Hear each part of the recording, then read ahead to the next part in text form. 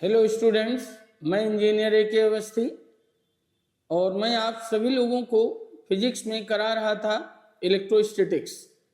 तो इलेक्ट्रोस्टैटिक्स में हम लोगों ने 11th-12th स्टैंडर्ड के जो भी हमारे पास हमें लोगों को पढ़ना था कि कूलम्ब्स लॉ का एलिमेंट्री नॉलेज, कूलम्ब्स लॉ से रिलेटेड क्वेश्चंस, वो सब हम लोगों ने किए। फिर हम लोगों ने कुछ एससी वर्मा के क्वेश्चंस किए। फिर हम लोगों ने नीट के PYQs किए।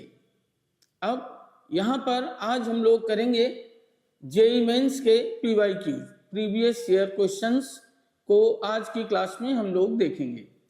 तो इसमें हम देखते हैं, यहाँ एक क्वेश्चन लिया, ये 2024 में आया हुआ क्वेश्चन है। कहा जा रहा है two identical conducting sphere P and S with charge Q on each repel each other with a force 16 Newton. Full stop. A third identical uncharged conducting sphere is successively brought in contact with the two spheres. The new force of repulsion between P and S. तो यहाँ पर ध्यान दीजिए बच्चों, हम लोगों ने लिया एक, यहाँ पर एक P स्फीयर ले लिया हम लोगों ने, एंड एक के यहाँ पर S स्फीयर ले लिया। तो उस केस में यहाँ देखिए, इस कंडीशन में जो सेंटर्स के बीच का जो डिस्टेंस है वो मैंने लिया स्मॉल r है। तो ऐसे केस में देखें आप लोग, according to Coulomb's law, according to Coulomb's law, F is equals to 1/4 pi epsilon naught Q1 Q2 by R square.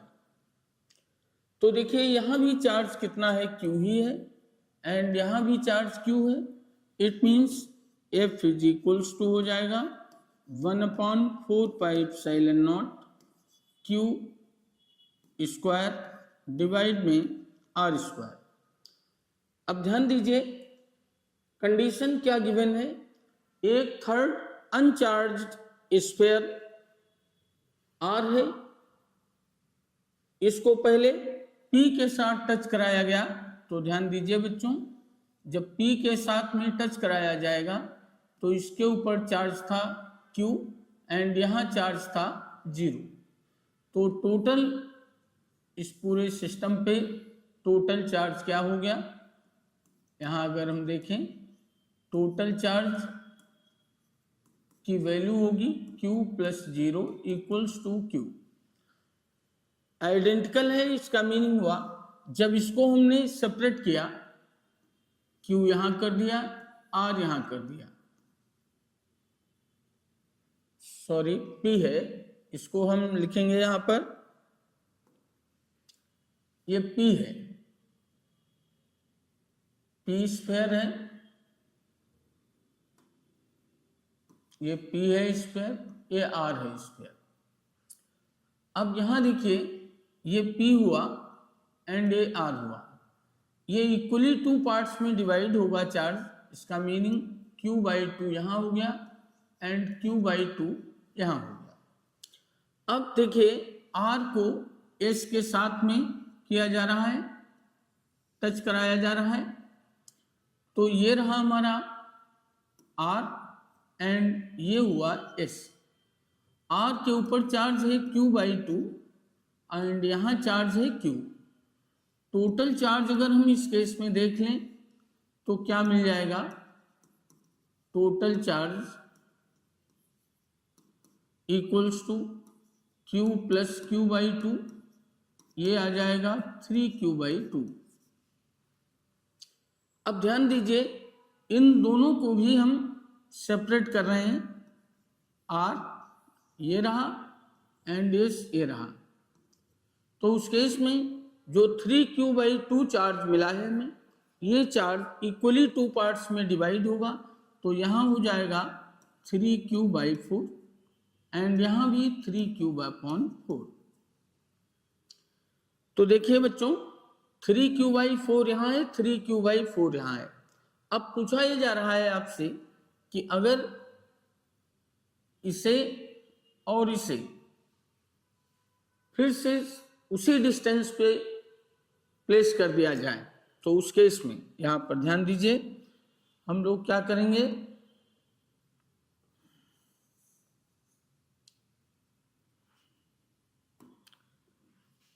देखो बच्चों यहां मैंने ले लिया, ये रहा P के ऊपर चार्ज है q/2 एंड यहां पर ले लिया है S, यहां चार्ज है 3q/4।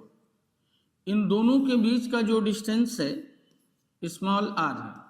पूछा जा रहा है अब इस कंडीशन में यहाँ फोर्स की वैल्यू क्या होगी, तो हम लिख सकते हैं यहाँ पर बच्चों ध्यान दीजिए, F = 1/4πε0 q/2 इंटू में 3q/4 डिवाइड में r²। इसको लिख सकते हैं 1/4πε0, यहाँ आ जाएगा ये 3q²/8 r²। इसको भी लिख सकते हैं 3/8 1/4πε0 q²/r²। तो हम देख पा रहे हैं यहाँ पर 1/4πε0 q²/r², ये वैल्यू हो गई। तो इसको हम लिख सकते हैं 3/8, इसको हम F के इक्वल लिख सकते हैं यहाँ से। तो देख लेते हैं बच्चों इसका ऑप्शन कौन सा सही है। 3/8 इंटू, अच्छा F की वैल्यू इसमें 16 गिवन है, तो हम लोग यहाँ पर F की वैल्यू को पुट कर देंगे। तो F की वैल्यू जब पुट की मैंने, तो ध्यान दीजिए बच्चों 3/8 इंटू ये हो गया 16, तो 8 2 जा 16, 3 2 जा 6 न्यूटन। एक बार फिर से देख लेते हैं, ये 6 न्यूटन देखा जाए, यहां पर ऑप्शन क्या सही हुआ, 6 न्यूटन, सेकंड वाला ऑप्शन सही हुआ। तो यहां पर ध्यान दीजिए बच्चों, इस तरीके से हम लोगों ने पिछली भी क्लासेज में क्वेश्चंस किए हैं। तो अगर हम उस चीज को कायदे से कर लें पिछली क्लासेज को, तो देखा जाए जेईई मेंस का क्वेश्चन बहुत ज्यादा मुश्किल नहीं आपको लगेगा। चलिए नेक्स्ट क्वेश्चन देखते हैं। यहां पर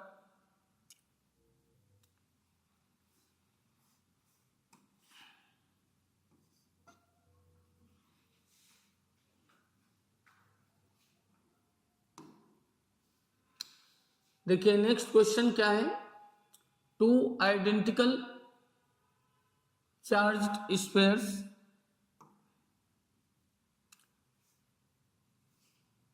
यहां हम लोग देख लें जरा एक बार। हाँ 6 न्यूटन फोर्स मिल गया।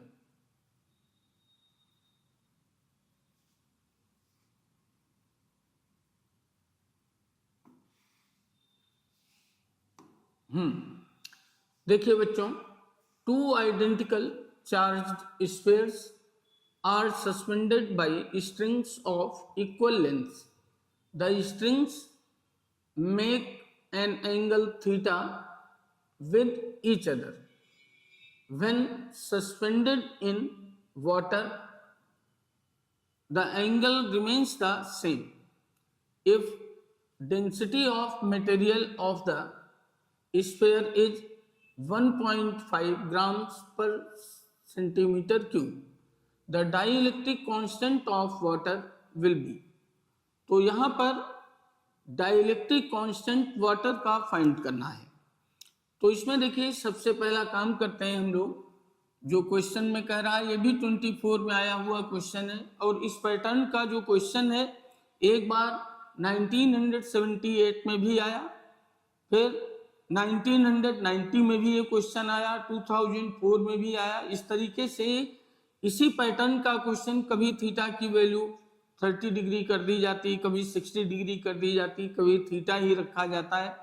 तो इस पैटर्न के क्वेश्चंस काफी इंपॉर्टेंट रहते हैं, ध्यान से समझिए इसको। यहां मैंने ले लिया, ये हमारा यहां से 2 इक्वल लेंथ की स्ट्रिंग्स हो गई, यहाँ पर ये 2 स्पेयर्स हैं।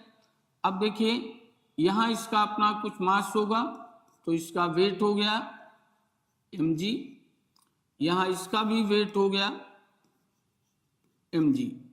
अब ध्यान दीजिए ये दोनों ही आइडेंटिकल स्पेयर्स हैं और साथ में चार्ज्ड हैं। अगर यहाँ पे चार्ज न होते तो केवल और केवल ग्रेविटेशनल फोर्स काम करता है, लेकिन जब ये चार्ज्ड स्फीयर्स हैं तो यहाँ पर बच्चे को डिसीजन लेना आना चाहिए कि इलेक्ट्रोस्टैटिक फोर्स भी एक्ट कर रहा है, और इलेक्ट्रोस्टैटिक फोर्स की वैल्यू ग्रेविटेशनल फोर्स के कंपैरिजन में ज़्यादा बड़ी होगी। इसलिए हम ग्रेविटेशनल फोर्स को यहाँ पर इन दोनों के बीच में हम कंसीडर नहीं करेंगे, उसको नेग्लिजिबल ले लेंगे। तो यहाँ ध्यान दो बच्चों, ये रहा Fe और यहाँ भी ये रहा Fe।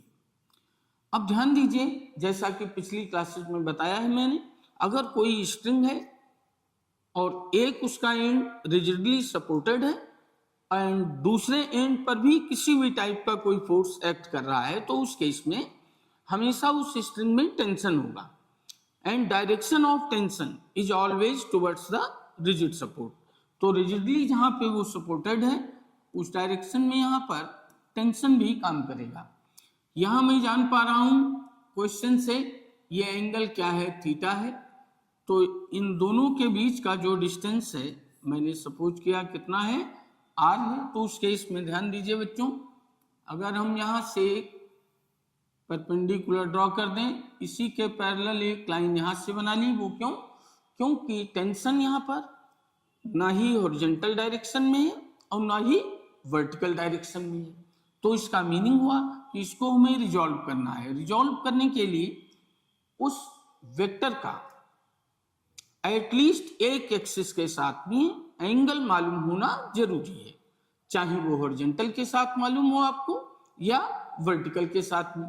तो मैंने यहाँ देखा ये इजीली वे में हम लोग फाइंड कर सकते हैं। ये पूरा एंगल थीटा है, तो ये एंगल बन जाएगा θ/2। तो इसको भी हम क्या कहेंगे, θ/2। इसको रिजॉल्व कर दिया यहाँ, तो ये बन जाएगा t cos θ/2 एंड यहाँ बन जाएगा t sin θ/2। अब ध्यान दीजिए ये सिस्टम पूरा क्या है, इक्विलिब्रियम में है। तो उस केस में यहाँ हम लिख सकते हैं एट इक्विलिब्रियम। देखो बच्चों, इक्विलिब्रियम कंडीशन में क्या होगा, राइट हैंड का फोर्स लेफ्ट हैंड के फोर्स के इक्वल होगा। It means say t sin θ is equals to Fe होगा and t cos θ equals to mg होगा। Means vertically upward force equals to, यहाँ ये एंगल θ/2 है तो यहाँ हम θ/2 कर लेंगे। अब ध्यान दीजिए एक रिलेशन हमारा ये बन गया, दूसरा रिलेशन ये बन गया। फ्रॉम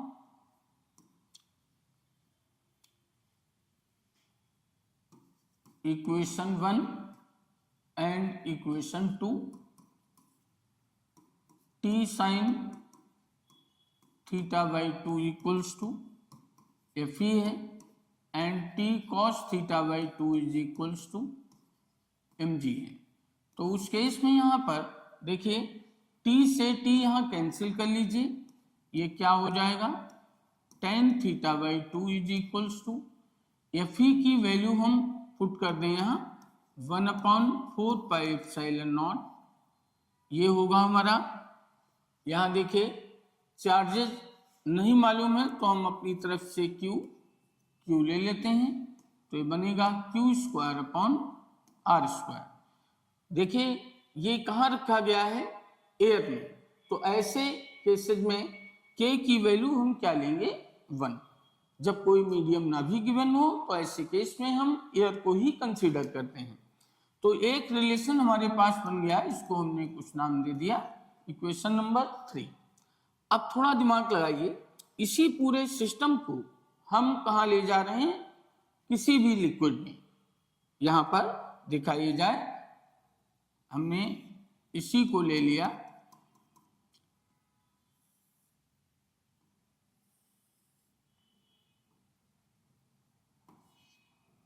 कहा जा रहा है एंगल अभी भी ये थीटा ही है।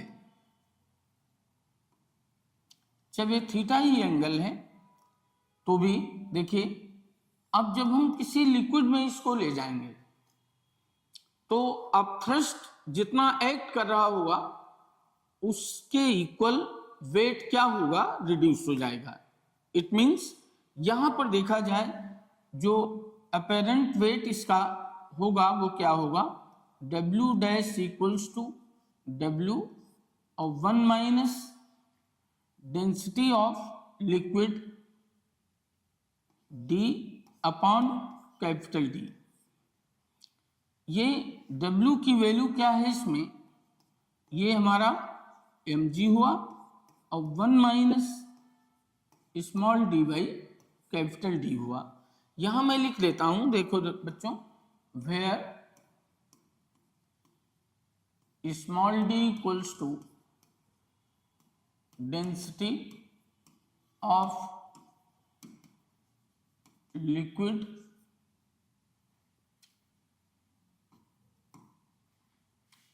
and capital D equals to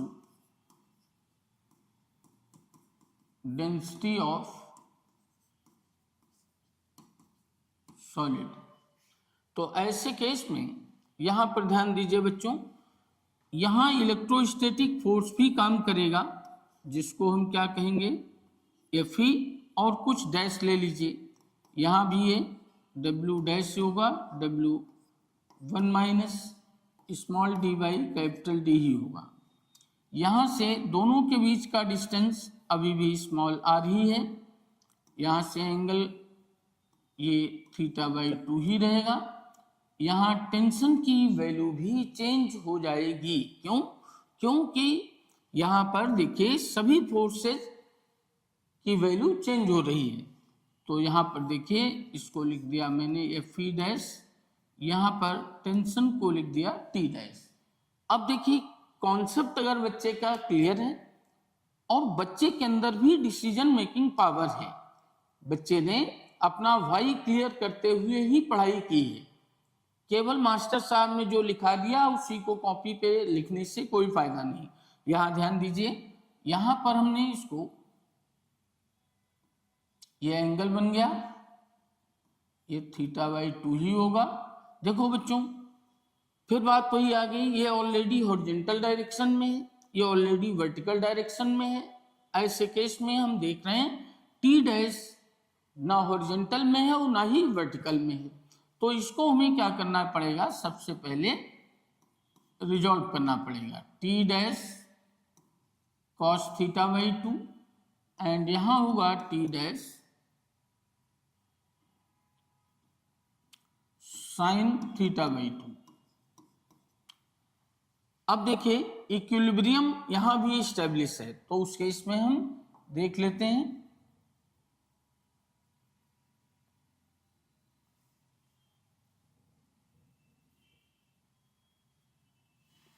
देखो बच्चों, at equilibrium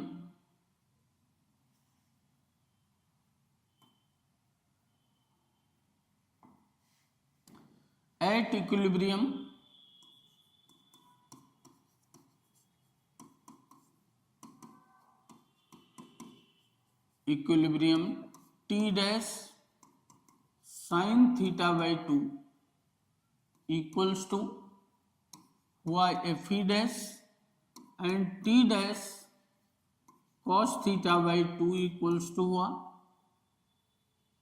mg 1 minus small d by capital D। अब देखिए ये इक्वेशन हमने ले ली, यहाँ पर ये 1 2 3 हो गई थी, इसको 4 ले लिया मैंने, और इसको 5 ले लिया। तो यहाँ कर दिया मैंने इक्वेशन 4 डिवाइड बाई इक्वेशन 5। तो उस केस में देखो T dash sine theta by 2 upon T dash cos theta by 2 is equals to F E dash by M G 1 minus small D by capital D. T dash से T dash को cancel कर लीजिए, तो ये आ जाएगा tan theta by 2 is equals to F E dash की value put कर लीजिए। देखिए एफ ई की वैल्यू क्या थी, एयर में दोनों चार्जेस के बीच में फोर्स, और एफ ई डैश किसको लिया है कि जब इस पूरे सिस्टम को जब हम कहा ले जा रहे हैं किसी अनदर मीडियम में, तो यहां तो वो मीडियम फिक्स कर दिया गया है। बहरहाल मैं यहां जनरल ही करके अभी बता रहा हूं, मैंने ये नहीं लिया है कि वाटर में, मैं किसी भी लिक्विड में लेके चल रहा हूं। तो उस केस में ध्यान दो एफ ई डैश क्या हो जाएगा, जब मीडियम एयर के अलावा कुछ भी है तो हमें डाइलेक्ट्रिक कांस्टेंट भी लेना पड़ेगा, Q square by R square, और ये M G 1 minus small D by capital D. अब ध्यान दीजिए ये हमारे पास मिल गई हमको 6th इक्वेशन। अब हम देखेंगे from equation 3 and 6, 3rd and 6 से क्या होगा। देखिए यहां पर हम ले सकते हैं 1/4 पाई एप्सिलॉन नॉट। देखिए दोनों में ही tan थीटा बाई 2 यहां भी है और tan थीटा बाई 2 ही वहां पर भी है। तो वहां tan थीटा बाई 2 की जो वैल्यू है वो कितनी है, Q square upon M G R square, और यहां वैल्यू है 1/4 पाई एप्सिलॉन नॉट के Q square upon R square M G 1 minus small D by capital D. अब देखो इसमें जो कैंसिल होने वाला है उसको कैंसिल कर दीजिए, एम जी से एम जी, आर स्क्वायर से R square cancel, Q square से क्यू स्क्वायर। यहां मैं ले लेता हूं के को, यहां मल्टीप्लाई कर दिया, के आ गया, ये 1/1 minus small D by capital D हो गया। तो देखा ये जाए यहां पर ये आ जाएगा 1/d minus D by D, इसको ऊपर भी लिख सकते हैं हम। अब देखिए d की वैल्यू क्या है, यहां पर देखिए गिवन है, एक मिनट, क्वेश्चन में ये दिया गया है डेंसिटी ऑफ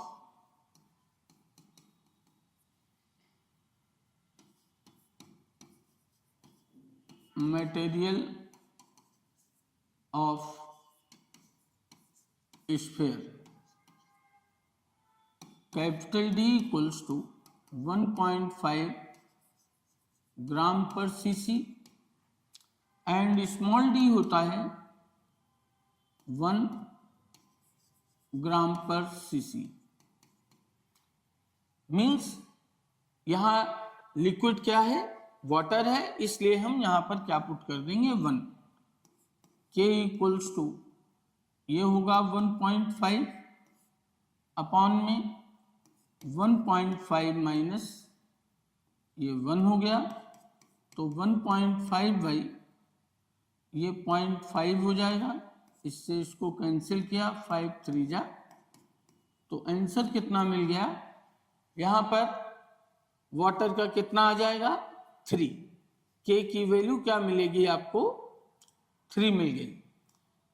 तो बच्चों यहां जैसा कि आप देख पा रहे होंगे कि आप किसी भी मीडियम का कैसे आप फाइंड कर सकते हैं डाइलेक्ट्रिक कांस्टेंट, ये इस क्वेश्चन में बताया गया है आपको। और इस पैटर्न के जैसा कि क्वेश्चन को सॉल्व करने से पहले भी बताया था, ये मोस्ट इंपॉर्टेंट क्वेश्चन है, ये जब आप 20 ईयर्स तक के देखेंगे PYQs, तो उस कंडीशन में देखेंगे आप कम से कम 5 से 6 बार आपको IIT में भी और नीट में भी इस पैटर्न का क्वेश्चन मिल जाएगा। नेक्स्ट क्वेश्चन है, यहां ध्यान दीजिए बच्चों, force between 2 point charges Q1 and Q2 placed in vacuum at r centimeter apart is F। तो यहां पर हम लेते हैं बच्चों, एक यहां पर एक चार्ज है Q1, एक चार्ज है Q2, ये Q1 है, ये Q2, इन दोनों के बीच का जो डिस्टेंस है वो स्मॉल r है। According to Coulomb's law, according to Coulomb's law, according to Coulomb's law, force between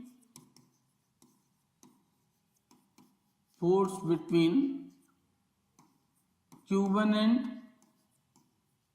Q2 F is equals to 1 upon 4 pi epsilon naught Q1 Q2 by r square. अब कहा क्या जा रहा है, एक रिलेशन हमारे पास ये मिल गया। फर्स्ट कंडीशन ध्यान दीजिए, force between F apart is capital F, force between them when placed in a medium having dielectric K equals to 5। अब ध्यान दीजिए यहां पर जब इन्हीं को मैंने रख दिया, ये Q1 है एंड ये Q2 है चार्ज।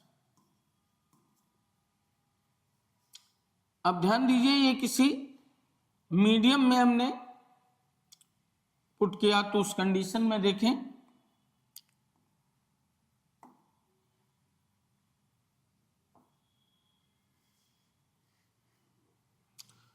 हाँ बच्चों देखिए यहां पर एक कोई मीडियम है और डिस्टेंस इन दोनों के बीच का कितना हो गया है, ये r/5 हो गया। और यहां पर ये मीडियम जो भी है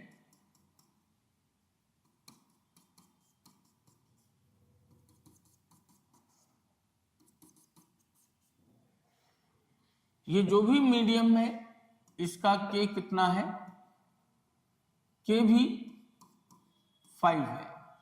तो पूछा जा रहा है कि इस कंडीशन में फोर्स की वैल्यू क्या होगी। F dash is equals to 1 upon 4 pi epsilon naught Q1 Q2 divide में r square means r square by 25। और यहां पर K की वैल्यू क्या हो जाएगी, देखा जाए K को हमने 5 पुट कर दिया, तो सॉल्व करें हम, इसको हम लिख सकते हैं 25/5 और इसे लिख सकते हैं 1 upon 4 pi epsilon naught Q1 Q2 by r square. तो देखिए ये वैल्यू क्वेश्चन के अकॉर्डिंग यहाँ पर दी गई है हमको, इसके इक्वल है, F के इक्वल है। तो ये 5 जा हो गया और ये आंसर हमारा आ गया 5F। भाई ये क्वेश्चन तो काफी सिंपल था। तो देखिए जेईई मेंस में भी क्या होता है, 33% क्वेश्चंस इजी आते हैं, 33% अप्रॉक्स में आपके थोड़ा मीडियम क्लास के आते हैं, अप्रॉक्स में 34% क्या होते हैं कि थोड़ा सा हल्का स्टफ होते हैं कि जिसमें बच्चे की स्किल कायदे से यूज होती है। तो ये देखा जाए जो इजी पैटर्न के क्वेश्चंस 33% होते हैं, उन्हीं में से ये क्वेश्चन था। नेक्स्ट क्वेश्चन देखते हैं हम लोग। यहां पर a thin metallic wire having cross sectional area of 10⁻⁻⁴ meter square is used. ये बता रहा है आपको कि एक थिन वायर है, काफी थिकनेस उसकी कम है, is used to make a ring of radius 30 centimeter, a positive charge of 2 pi coulomb, 2 pi C नहीं, 2 पाई कूलम है, is uniformly distributed over the ring while another positive charge of 30 pico coulomb है। यहां पर ये बच्चों pico coulomb is kept at the center of the ring, the tension in the ring is। काफी अच्छा question है ये। एग्जैक्टली तो आई रोडोप का नहीं है, लेकिन आई रोडोप में भी बिल्कुल इसी पैटर्न का क्वेश्चन है, बस डिफरेंस इतना है वहां पर इसको जहां रेडियस दे दी गई है उसमें आर रेडियस लेकर के, और यहाँ जो चार्ज दिया है 30 पिको कूलम, तो वहां पर इन चार्जेस को capital Q and Q not करके क्वेश्चन दिया हुआ है, बस इतना ही डिफरेंस है, बाकी दोनों एक ही पैटर्न के क्वेश्चंस हैं। तो ये वहीं से पैटर्न इसका लिया गया है। तो ये आई रोडोप का एग्जैक्टली क्वेश्चन नहीं है, लेकिन है बिल्कुल उसी पैटर्न का। यहाँ आर कर दिया जाए और यहाँ पर एक कैपिटल क्यू कर दिया जाए, यहाँ एक क्यू नॉट कर दिया जाए, तो ये क्वेश्चन हमारा आई रोडोप का ही क्वेश्चन बन जाएगा। खैर देखते हैं हम लोग भाई यहाँ पर देखो बच्चों, एक यहाँ पर हमने रिंग ले ली,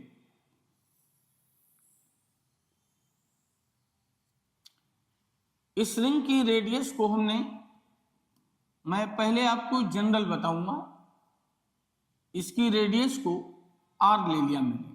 अब इसके ऊपर 2 पाई कूलम चार्ज को यूनिफॉर्मली डिस्ट्रीब्यूट कर दिया, या ऐसे ऐसे यहां पर ये चार्ज डिस्ट्रीब्यूट है।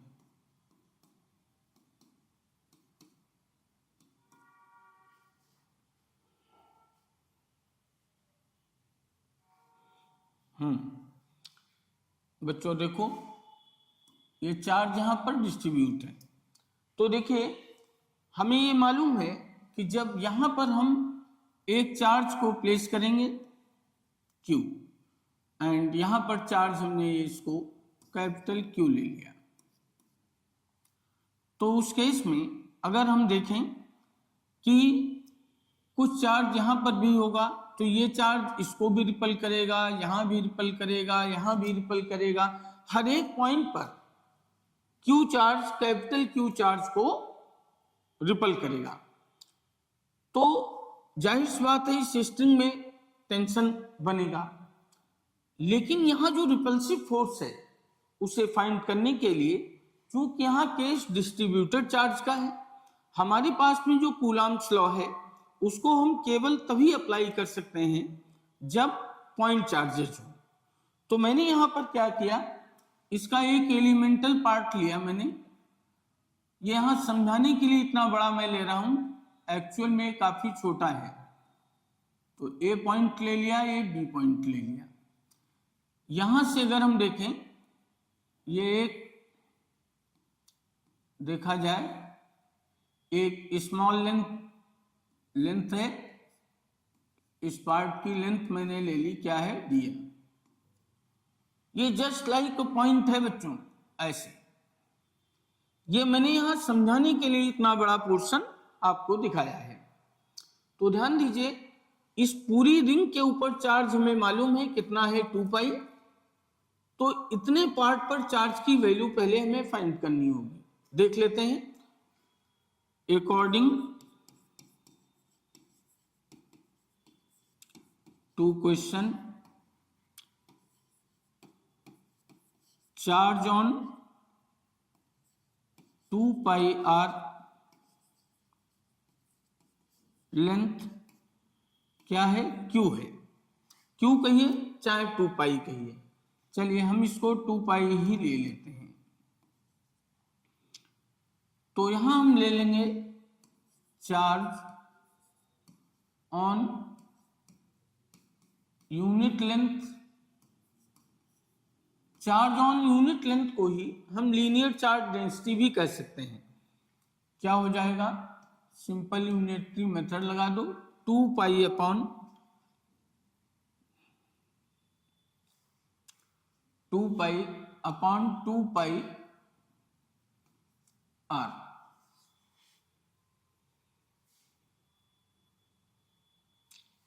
एक मिनट बच्चा,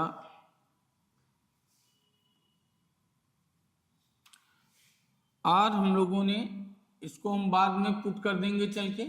आर की वैल्यू दी गई है 30 सेंटीमीटर, तो इसको हमने फिलहाल आर ही सपोज कर लिया, तो ये 2 पाई आर हो गया। इसको कैंसिल कर दो तो ये बन गया 1/r। अब ध्यान दीजिए, चार्ज ऑन डीएल लेंथ, भाई यूनिट लेंथ पर हमको मालूम है, एक चीज का दाम मालूम आपको है तो 5 चीज का निकालना हो चाहे 10 चीज का निकालना हो, आप निकाल सकते हैं। 1/r इंटू क्या हो जाएगा dl, तो इसको हम लिख सकते हैं dl/r। तो देखा जाए यहां जो एलिमेंटल चार्ज पे, सॉरी एलिमेंटल पार्ट पे जो भी चार्ज है इसको हमने फिलहाल सपोज कर लिया क्या है, Q0। अब यहां हम देख लेते हैं, देखिए force between Q and Q0, F is equals to 1/4πε0 Q0/r²। Q0 1/4πε0 Q into Q0 की वैल्यू पुट कर दें, dl/, ये r³ हो जाएगा। dl/r यहां से आया एंड r² यहां से, तो इसकी वैल्यू मिल गई। तो यहां हम देख पा रहे हैं कि ये जो यहाँ फोर्स एक्ट करेगा वो कहीं ऐसे एक्ट करेगा, जिसकी वजह से टेंशन जो होगा इसकी डायरेक्शन ये हो जाएगी, एंड यहां पर वायर में ऐसे टेंशन काम करेगा। इनको अगर हम पीछे की तरफ ऐसे बढ़ा दें, ये कहीं इस पॉइंट पर ऐसे मीट करेंगे, ये T हुआ और ये भी T हुआ। अब ध्यान दीजिए, यहां जो एंगल सपोज कर लिया मैंने, ये कितना है यहां से गिवन है नहीं, थीटा ले लिया मैंने, तो उस केस में ध्यान दीजिए इसको ये 90 माइनस थीटा हो जाएगा। यहां से एक लाइन ड्रॉ कर दें तो ये 90 माइनस थीटा हुआ, तो उस केस में ये कितना हो जाएगा, थीटा हो जाएगा। तो इसका इस डायरेक्शन में कंपोनेंट हुआ t cos थीटा, एंड यहां कंपोनेंट हुआ t sin थीटा। बच्चों समझ में आ रहा ना? यहां आप ध्यान दीजिए, ये t है, इसका इस डायरेक्शन में कंपोनेंट हुआ t cos थीटा, एंड इस डायरेक्शन में कंपोनेंट हुआ t sin थीटा। अब ध्यान दीजिए, ये तो दोनों इक्वल एंड अपोजिट कंपोनेंट्स हैं, ये कैंसिल हो जाएंगे। यहां जो ये दोनों ही कंपोनेंट्स हैं टुवर्ड्स द सेंटर, तो जो टुवर्ड्स द सेंटर हैं तो इन दोनों का सम हो जाएगा, क्योंकि 2 वेक्टर सेम डायरेक्शन में है, तो उसका रिजल्ट क्या होता है, एडिशन के बराबर। और ये इसके अपोजिट है, लेकिन पूरा सिस्टम इक्विलिब्रियम में, तो इसका मीनिंग हुआ कि F की वैल्यू किसके इक्वल हो जाएगी, 2t sin थीटा। यहां पर बच्चों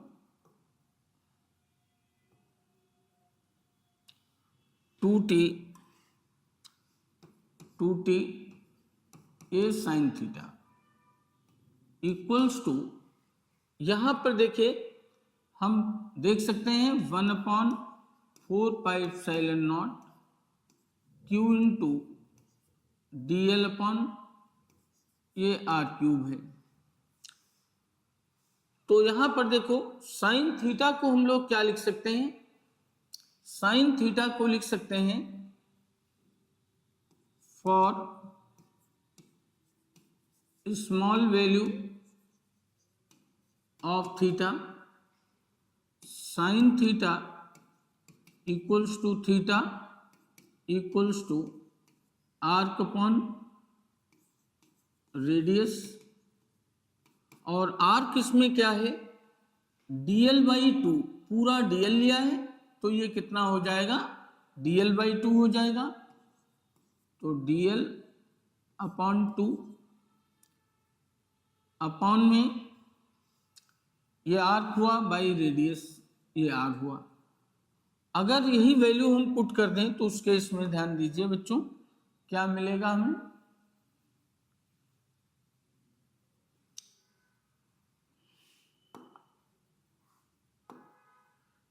2t into 2t sine theta की वैल्यू हो गई dl/2r is equals to 1/4πε0 q into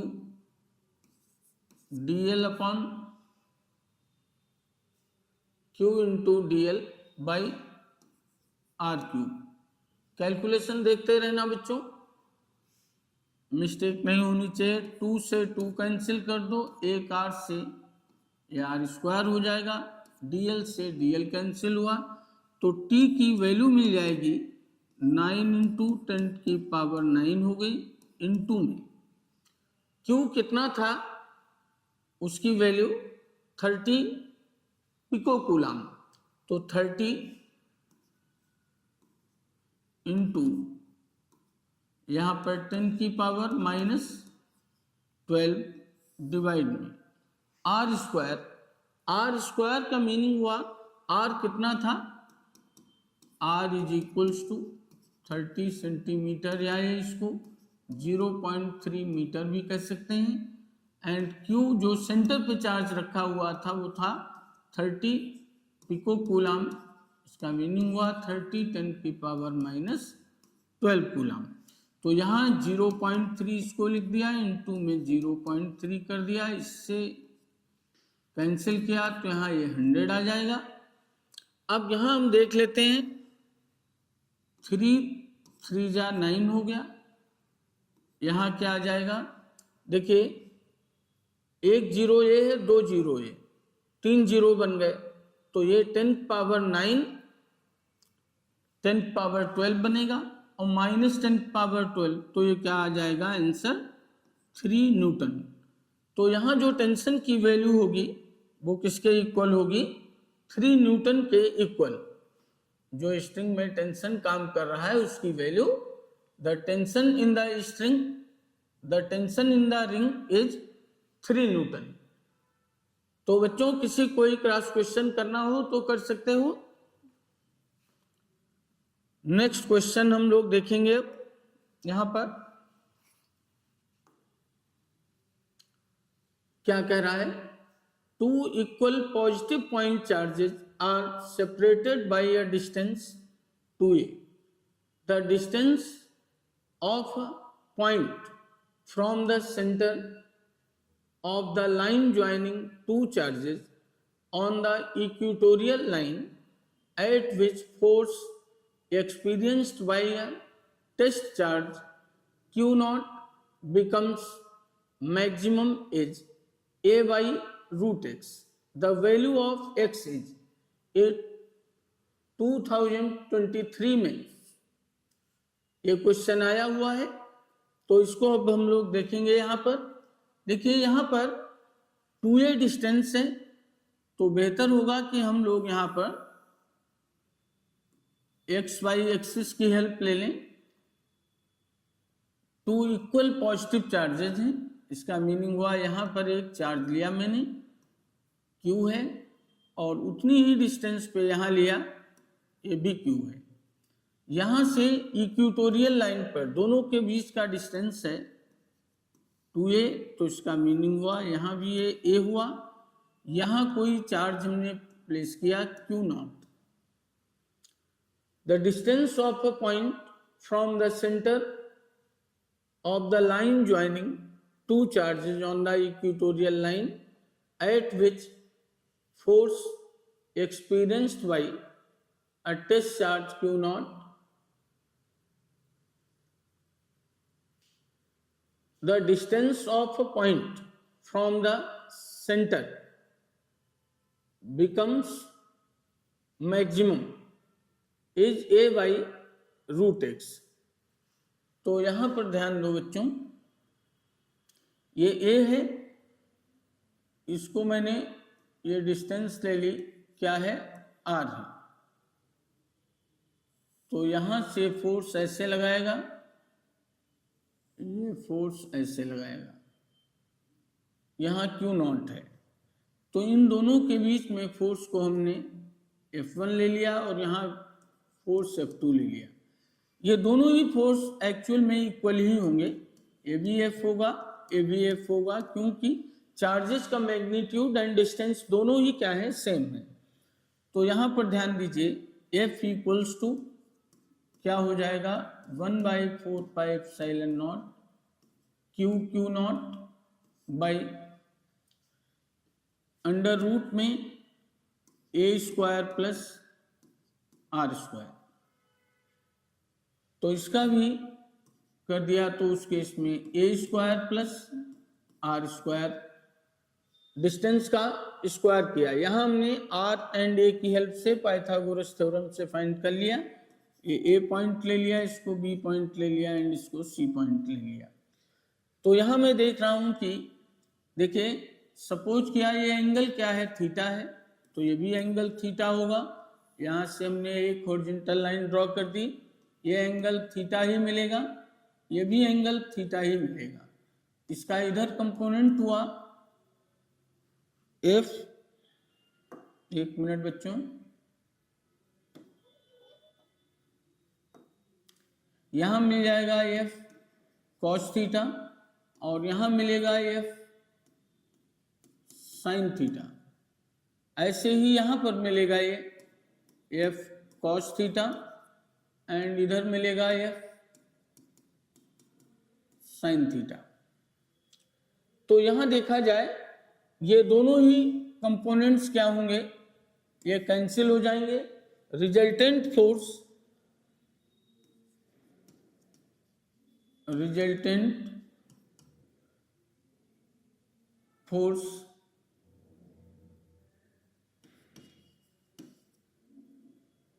on Q naught F dash is equals to क्या मिलेगा यहां पर, 2F sin थीटा। 2F की वैल्यू पुट कर दी 1/4πε0 Q not by a² plus x² and sign theta की वैल्यू आप लोग देख सकते हैं, यहां से क्या होगी, r/√r/रूट में ये बेटा, यहाँ एक मिनट बच्चा, हाँ देखिए, a प्लस r² है, ये होगा a² प्लस r²। तो उस केस में यहां देख लेते हैं क्या वैल्यू मिल रही, 2Q नॉट डिवाइड में 4πε0, ये r/a² प्लस r² की पावर 3/2। अब देख लेना है क्या चीज मैक्सिमम है। Force experienced by a test charge Q naught becomes maximum. इसका मीनिंग हुआ फोर्स की वैल्यू मैक्सिमम है। For maximum value of force, first derivative of force will be equals to 0। तो पहला काम है हम फर्स्ट डेरिवेटिव इसका फाइंड करें। तो कैसे, देखिए, ये F डैश ले लिया, इसको इक्वेशन 1 ले लिया, डिफरेंशिएट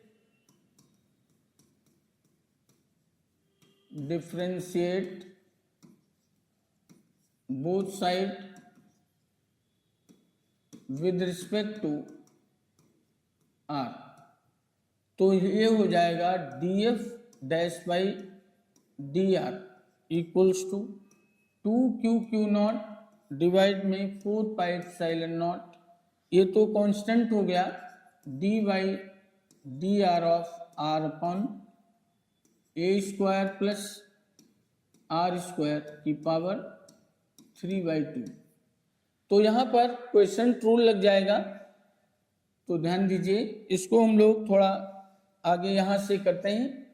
देखिए df dash by dr is equals to 2q0 divide में 4πε0। यहाँ क्वेश्चन रूल लगा दीजिए, a square plus r square की पावर ये 3/2 हुआ। r का डिफ्रेंसिएशन 1 हो गया, माइनस में r हुआ, एंड इसका differentiation 3/2 a square plus r square की पावर हाफ होगी, इनटू में a square plus r square का डिफ्रेंसिएशन 2r हुआ, डिवाइड में इसका स्क्वायर कर दो तो a square plus r square की पावर 3। अब ध्यान दीजिए इसमें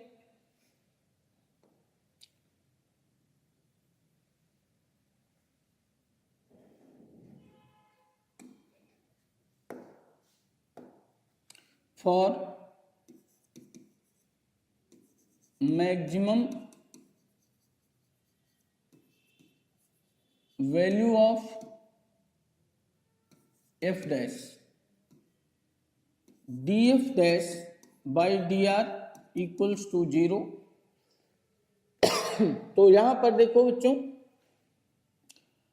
2q डैश डिवाइड में 4πε0, और यहां से अगर हम चाहें तो a square plus r square की पावर हाफ को हम कॉमन भी ले सकते हैं। a square plus r square की पावर हाफ को कॉमन ले लिया, अपॉन में a square plus r square की पावर 3, इसको भी बाहर कर दिया। बचेगा यहाँ पर क्या, केवल हाफ पावर जब कॉमन हो गई तो बचेगी power a square plus r square, केवल इतना बचा। यहाँ से देखिए बच्चों 2 से 2 कैंसिल कर लो तो ये भी चली गई पावर यहाँ से, तो यहाँ क्या आ जाएगा माइनस का 3r स्क्वायर इक्वल्स टू क्या हुआ 0। तो देखिए ये तो पूरा ही पार्ट उधर चला जाएगा, तो क्या आ जाएगा a square minus 2r square is equals to 0। तो उस केस में 2r square equals to a square, r square की वैल्यू हो गई a स्क्वायर बाई 2, तो r कितना आ जाएगा a बाई रूट 2। तो ध्यान दो बच्चों, यहां पर r की जो वैल्यू आ रही है a बाई रूट 2 आ रही है, जिसके लिए क्या होगा मैक्सिमम। जरा इसमें अब ये मैक्सिमा भी हो सकता है और मिनिमा भी, तो इसके लिए हमको क्या करना पड़ेगा, इसका सेकेंड डेरिवेटिव भी फाइंड करना पड़ेगा, ठीक है। लेकिन अब यहाँ उस चीज की जरूरत आपको नहीं है। अगर हम थोड़ा आंसर चेक कर लेंगे इसका कि क्या चीज पूछी जा रही है। देखो यहां पर देखिए क्या कहा जा रहा है, distance becomes maximum as a by root x। इसका मीनिंग हुआ कि x यहाँ कोई डिस्टेंस नहीं है, x कोई अननोन इंटीजर है, क्योंकि इंटीजर टाइप की ही प्रॉब्लम इस समय आप लोग कर रहे हैं। तो यहां पर देखिए रूट x हमारा कितना आ गया है a बाई रूट 2, तो इसको हम इससे कंपेयर कर देंगे तो क्या आ जाएगा, देखिए क्या मिलेगा, on comparing with a by root 2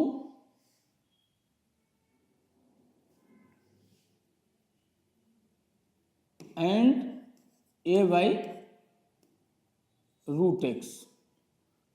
तो a by root 2 equals to a by root x अगर लिया तो x की वैल्यू क्या मिल गई हमको 2। तो यहां पर x की वैल्यू हमको मिल गई कितनी 2। तो देखिए इस टाइप के जो भी क्वेश्चंस हैं बड़ा इजीली वे में केवल अपने कॉन्सेप्ट को लगाते चले जाइए, आसानी से सॉल्व हो जाएंगे। नेक्स्ट क्वेश्चन हम लोग देखेंगे। यहाँ पर two identical positive charges Q each are fixed at a distance of 2a apart from each other. Another point charge Q naught with mass m is placed at midpoint between two fixed charges. तो देखते हैं भाई, यहां पर हमने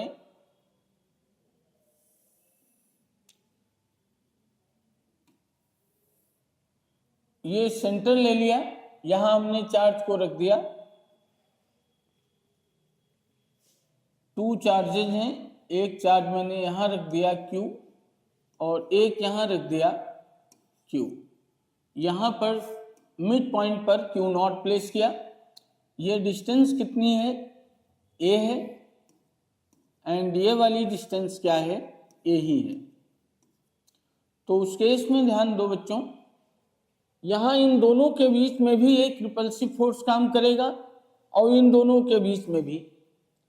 तो देखिए ये इसको रिपल करेगा, जितने फोर्स से उतने ही फोर्स से भी रिपल करेगा। इट मींस ये सेंटर पे क्या कर रहेगा? स्टेशनरी पोजीशन में, जब तक इसको डिस्टर्ब नहीं किया जाता है तब तक। अब देखो क्वेश्चन में कह दिया गया है डिस्टर्ब किया जा रहा है।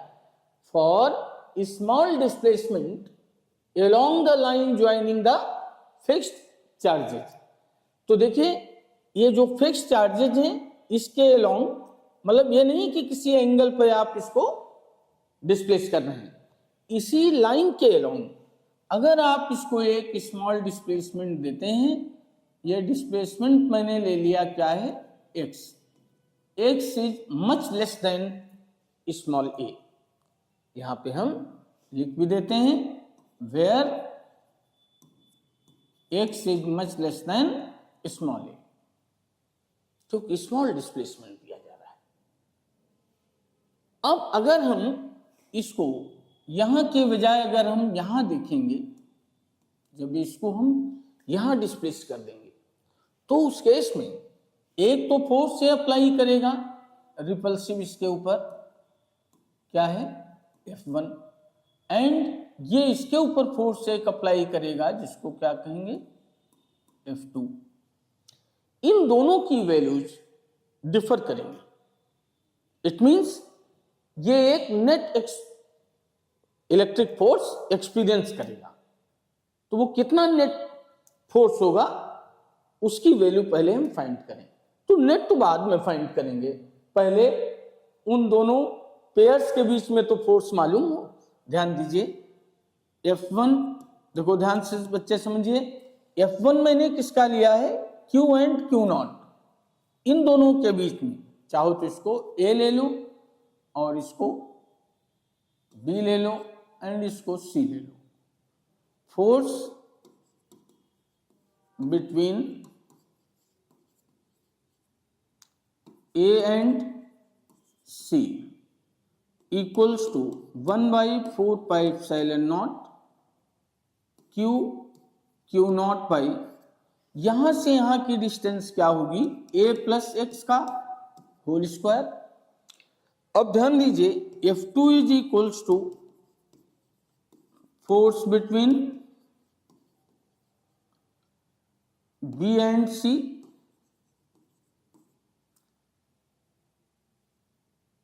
Equals to 1/4 pi epsilon nought Q not by. अब देखिए डिस्टेंस हम यहां से यहां की लेंगे, ये डिस्टेंस क्या होगी? A माइनस एक्स हो जाएगी, एंड ये वाली डिस्टेंस क्या थी? A प्लस एक्स थी। अब ध्यान दो, यहां हो जाएगी ये A माइनस एक्स का होल स्क्वायर। अब ध्यान दीजिए इसमें net force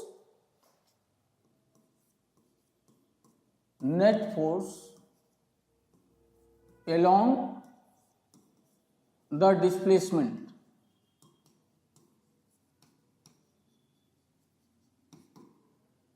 F is equals to, देखो बच्चों यहां केवल नेट फोर्स नहीं फाइंड करना आपको, आपको फाइंड करना है net force along the displacement. इसका मीनिंग हुआ डिस्प्लेसमेंट के एलोंग को हम पॉजिटिव लेंगे और डिस्प्लेसमेंट के अपोजिट डायरेक्शन को हम निगेटिव लेंगे।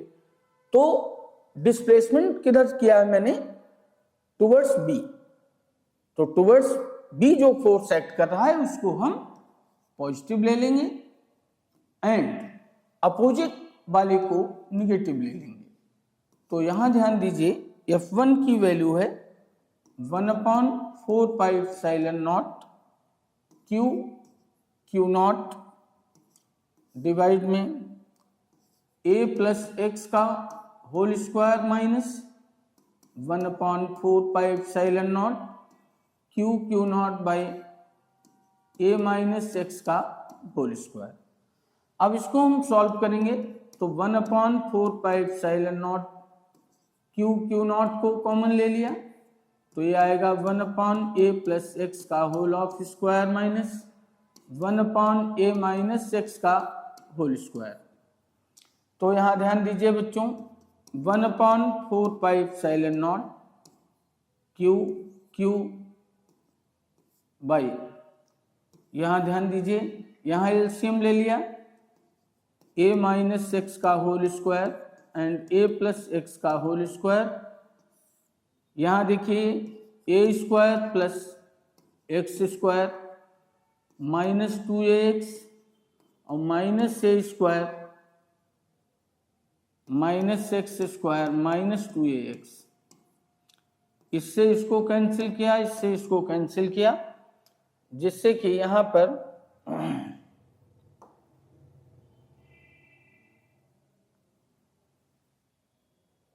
बच्चों देखो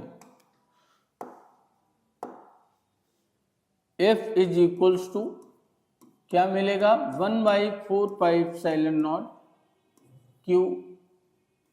Q not by a minus x का whole of square and a plus x का होल स्क्वायर। ऊपर आ गया ये माइनस में 4ax, इसको ब्रैकेट में जरूर कर दीजिए। इसको भी हम लिख सकते हैं, अब ध्यान से समझिए बच्चों, minus 4a Q not by 4πε0 और यहाँ पर a minus x a plus x, तो इसको लिख सकते हैं a square minus x square का होल स्क्वायर। देखिए यहाँ आपको मालूम है x is much less than, और यहाँ ये x भी है, x is much less than a, therefore net force F is equals to minus 4a Q not by 4πε0। ध्यान से समझना, एक्स स्क्वायर को ये स्क्वायर के कंपैरिजन में हम नेग्लिजिबल ले लेंगे। अब कोई बच्चे के दिमाग में आए कि यहाँ जीरो लिया जा रहा है तो यहाँ क्यों नहीं जीरो लिया जा रहा है, हम इसके कंपैरिजन में इसको नेग्लिजिबल ले रहे हैं। यहाँ कोई कंपैरिजन नहीं हो रहा है, इनटू में और डिवाइड में कंपैरिजन नहीं होता है, प्लस माइनस में ही हम कंपेयर करते हैं। तो उस केस में a की पावर क्या बन गई, ये 4 इंटू में आ गया x। इसमें ध्यान दीजिए जो कैंसिल होने वाला है कैंसिल कर दीजिए, 4 से 4 कैंसिल कर लो तो F इज इक्वल्स टू मिल गया minus Q not by pi epsilon not, एक a से यहाँ क्यूब बन गया अपॉन में a cube pi epsilon not a cube into x। अब ध्यान दीजिए बच्चों, किसी भी सिस्टम पे, किसी भी बॉडी पर, किसी पार्टिकल पर अगर हमको नेट फोर्स मिल रहा है तो नेट फोर्स क्या करेगा, उसको एक्सेलरेशन प्रोवाइड करेगा। तो यहां पर ध्यान दीजिए, according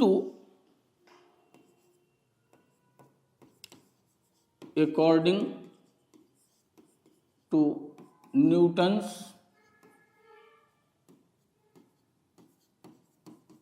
second law of motion,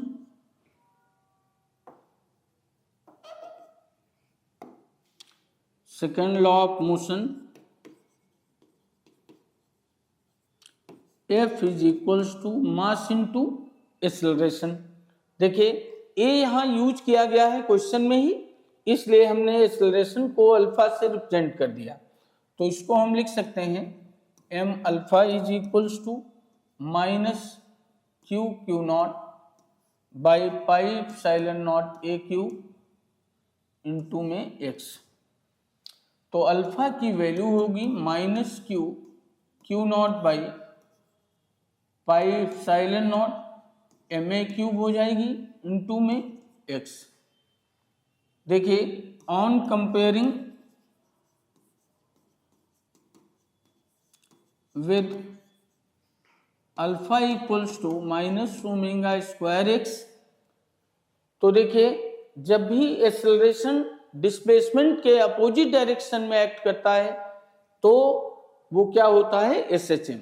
this is the condition of SHM। इसको सेटिस्फाई कर रहा है, इट मीन्स यहाँ पर जो क्यू नॉट होगा वो SHM में मोशन करेगा। तो उस SHM में जब वो मोशन करेगा तो उसका अपना कुछ टाइम पीरियड भी होगा, कुछ एंगुलर वेलोसिटी भी होगी। तो उसकी वैल्यू को हम कैसे निकालें, ध्यान दीजिए, यहाँ से हम कंपेयर कर देंगे।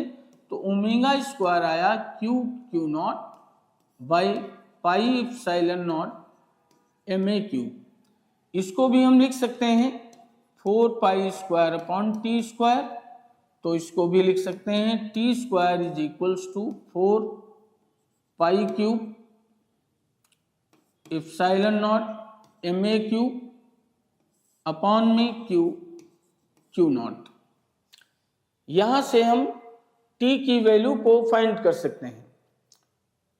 तो देख लेते हैं किस फॉर्म में ले आना है हमको।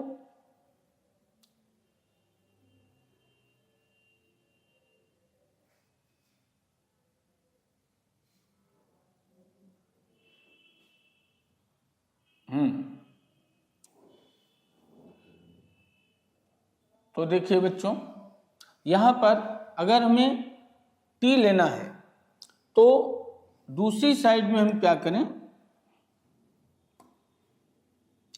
दूसरी साइड में हम रूट लगा दें। तो 4 का हो जाएगा 2 रूट, पाई स्क्वायर का हो जाएगा पाई, और ए स्क्वायर का हो जाएगा ए, अंडर रूट के अंदर एक पाई बच गया, pi epsilon naught m a upon में क्यू नॉट। ये क्या आ गई, टाइम पीरियड की वैल्यू। इसी में कोई बच्चा एंगुलर फ्रीक्वेंसी निकालना चाहता है तो वो यहीं पर रूट लगा दे। कभी हो सकता है फ्रीक्वेंसी निकालना हो तो क्या होगा, यहीं पर आप रेसिप्रोकल कर देंगे। ये सब एलिमेंट्री चीजें आप जिस लेवल में हैं आपको आती ही हैं। फिर भी अगर किसी को कोई दिक्कत हो तो वो पूछ सकता है बच्चों। तो आज की क्लास को हम यहीं पर ओवर करते हैं।